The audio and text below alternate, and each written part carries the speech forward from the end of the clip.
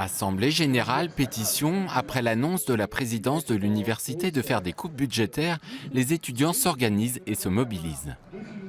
Toute cette mobilisation, ça marche. Parce que rien que pour nous, là je parle vraiment pour les lettres classiques, mais d'autres l'ont déjà dit, l'université a reculé.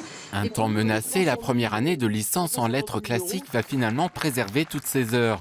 Une solution temporaire car une fusion des formations lettres modernes et classiques est prévue dès l'année prochaine. Si ça restait en l'état, effectivement, on n'offrirait plus une formation en lettres classiques digne de ce nom.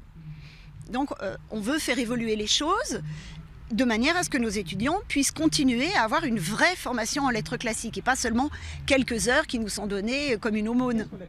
Lors de l'Assemblée générale, étudiants, professeurs mais aussi responsables d'unités de formation ont pris la parole pour exprimer leurs craintes.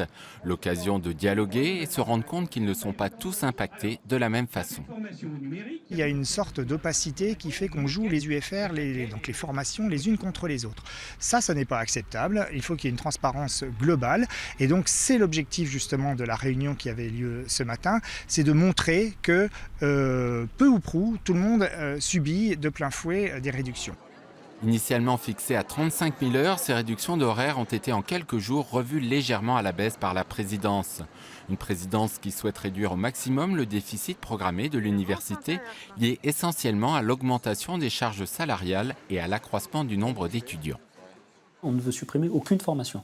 Par contre, il faut réussir à faire en sorte qu'elle puisse être adaptée pour pouvoir maintenir le maximum de qualité, mais en même temps dans une situation qui est extrêmement contrainte. On va voter un budget en déséquilibre, mais entre le voter à 2,5 millions et le voter à 7 millions, les coupes ne seront pas les mêmes.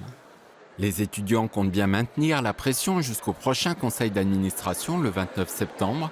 Ils occuperont tous les jours à midi le bâtiment de la présidence de l'université.